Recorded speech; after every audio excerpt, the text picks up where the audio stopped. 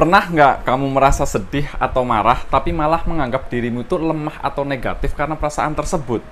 Mungkin saat kamu merasa bahagia, kamu ingin mempertahankan perasaan itu lebih lama karena menganggapnya itu sebagai emosi yang baik. Pada kenyataannya, kita seringkali memberi label positif atau negatif pada emosi, padahal emosi itu sendiri hanyalah sinyal tubuh kita. Dan asal teman-teman tahu, sebenarnya emosi itu bersifat netral. Mari kita pahami lebih dalam mengapa semua emosi itu pada dasarnya netral. Jadi gini teman-teman, secara ilmiah, emosi itu adalah respon biologis yang terjadi secara otomatis dalam tubuh kita. Nah, mereka itu muncul sebagai reaksi terhadap rangsangan tertentu tanpa kita perintahkan secara sadar.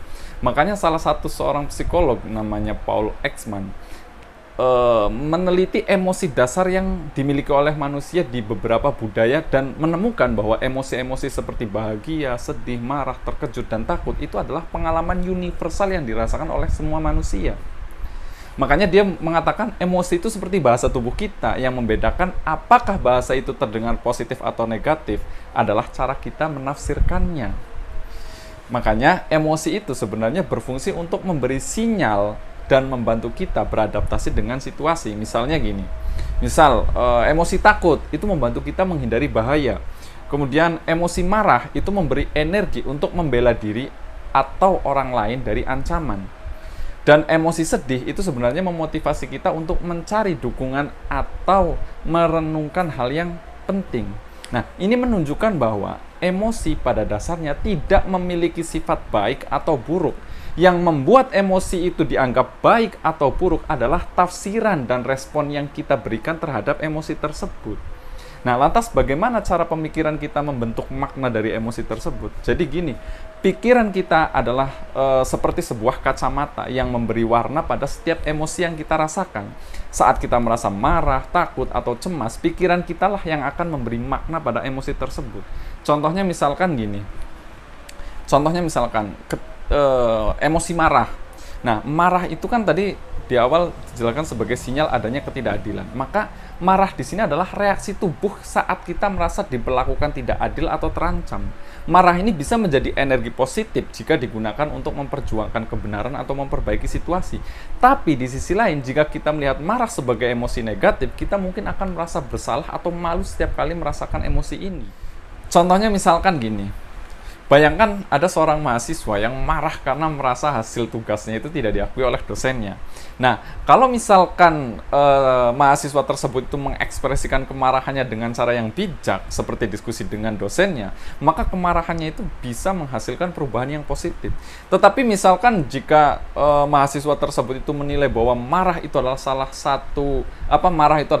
sesuatu yang salah dan harus menahan emosi, ya dia mungkin merasa lebih frustasi dan pada akhirnya kehilangan motivasi. Contoh lainnya misalkan takut. Takut itu kan sebagai sinyal waspada. Nah, takut ini adalah respon tubuh yang keluar secara otomatis ketika adanya ancaman.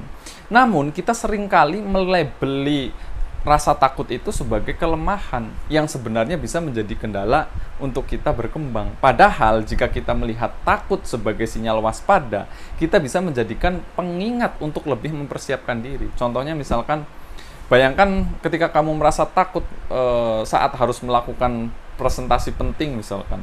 Nah, kalau misalkan kamu menganggap rasa takut itu sebagai pertanda bahwa kamu tidak mampu, ya kamu mungkin akan menghindar dan melewatkan kesempatan tersebut.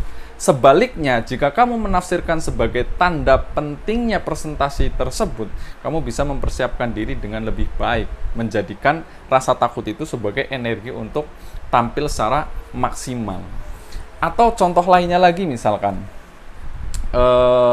rasa sedih, emosi sedih itu kan sebagai refleksi diri ya. Jadi kesedihan ini seringkali diasosiasikan dengan sesuatu yang negatif. Tapi pada kenyataannya sedih itu adalah respon alami yang membantu kita merespon kehilangan atau kekecewaan. Nah, dengan melihat sedih sebagai sinyal untuk introspeksi, kita bisa menggunakan untuk menyadari apa yang penting dalam hidup kita. Contohnya misalkan gini, ketika ada seseorang yang gagal dalam ujian yang sangat diinginkannya, dia mungkin merasa sedih. Nah, jika dia menganggap perasaan sedih ini sebagai tanda kegagalan, dia bisa kehilangan motivasi. Tapi kalau misalkan dia melihat kesedihan ini sebagai dorongan untuk introspeksi, dia bisa belajar dari pengalaman dan mempersiapkan diri lebih baik untuk ujian berikutnya. Nah, ada loh cara menggunakan emosi sebagai sumber motivasi. Gimana caranya? Nah, setelah kita memahami bahwa emosi itu netral, kita bisa menggunakannya untuk memberi energi pada tindakan yang lebih positif. Nah, cara-caranya itu misalkan yang pertama, pahami emosi yang sedang kamu rasakan. Jadi, kenali dulu nih emosi yang muncul sebelum memberikan label baik atau buruk.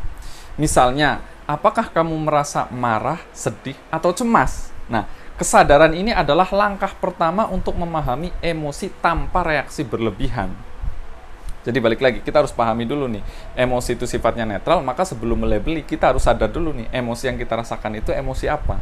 Nah, langkah yang kedua, refleksikan pemikiranmu.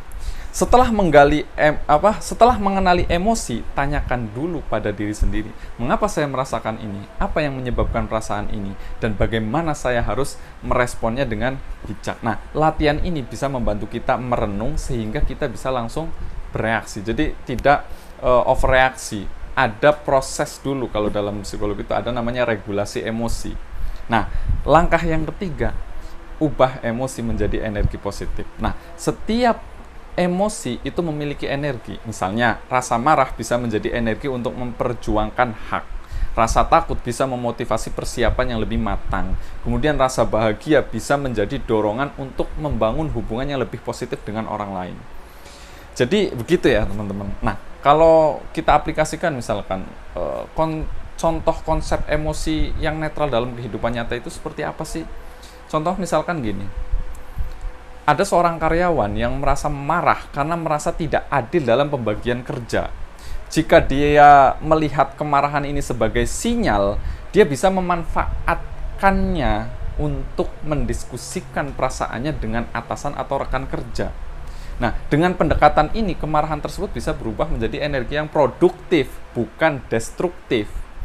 Atau misalkan takut dalam menghadapi tantangan baru. Ada seorang mahasiswa nih merasa takut akan mengikuti ujian akhir atau sidang munaqosyah lah. Nah, daripada menyerah karena takut, dia bisa melihat rasa takut ini sebagai motivasi untuk belajar lebih keras. Akhirnya rasa takut ini berubah menjadi dorongan untuk mencapai hasil yang lebih baik. Atau misalkan perasaan sedih, emosi sedih setelah mengalami kegagalan.